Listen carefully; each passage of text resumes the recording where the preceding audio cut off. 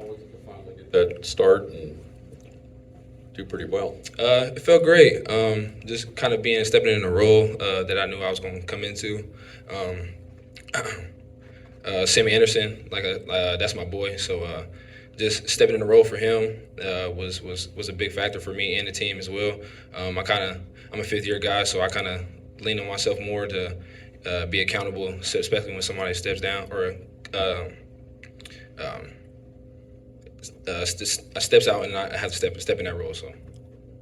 How hard has it been to kind of stay committed and focused to football? It's been a really long career. You've had a lot of really rough injuries. Yeah, it was pretty tough when I had the neck injury in 2021.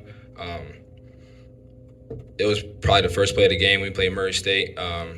It was a big factor for me.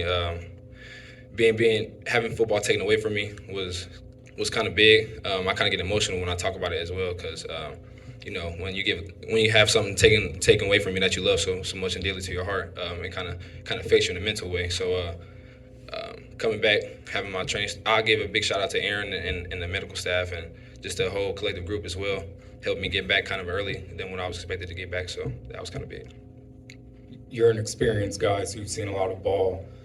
Playing as well as you did this past week, what does that do for your confidence going forward? It boosted a lot. Giving me the confidence knowing that I played not a significant amount of ball, but I played a lot of ball in the past as well. So it just gave me the confidence. Really, that's all I can really say about that one. So. You had a few pass interference calls on you, but you stayed locked in, had that big PBU on the Pitt's last drive on second down. How did you stay so focused, and how do you kind of overcome those fouls in order to continue to have a good game? Just playing the defensive back, I've signed up to play the role as well. So it's kind of a 50-50 call. Can't really do too much about it. Can't really dwell on the past. As a corner, you got to have short-term memory. So I just kind of try to move on to the next play as well. So.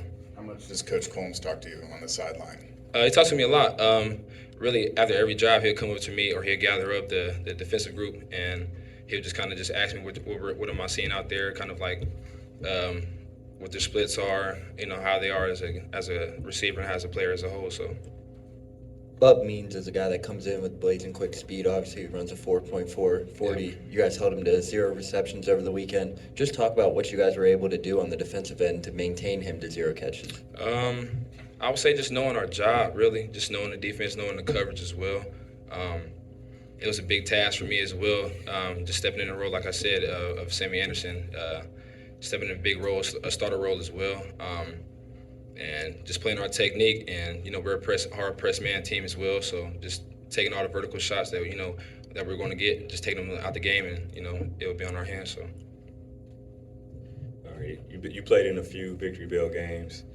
What are you telling the young cats that haven't played in it and just being the fifth-year guy on the staff?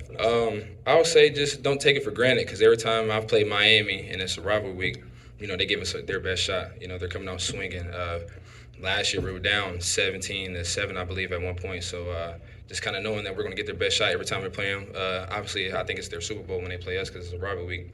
So I just tell the young guys don't take it for granted. Just respect your opponent.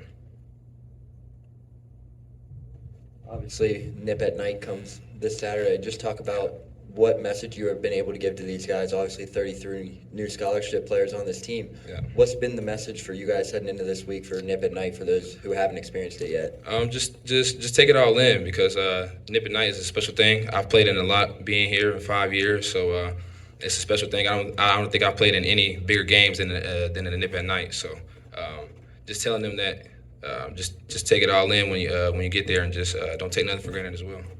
You had your first career pick in week one, right? I think player two before that, you almost had a pick six. Yeah. Just walk us through those, that sequence where you almost get one and then were able to find one a couple plays later. It was crazy because I want to say it was a first down play or second down play.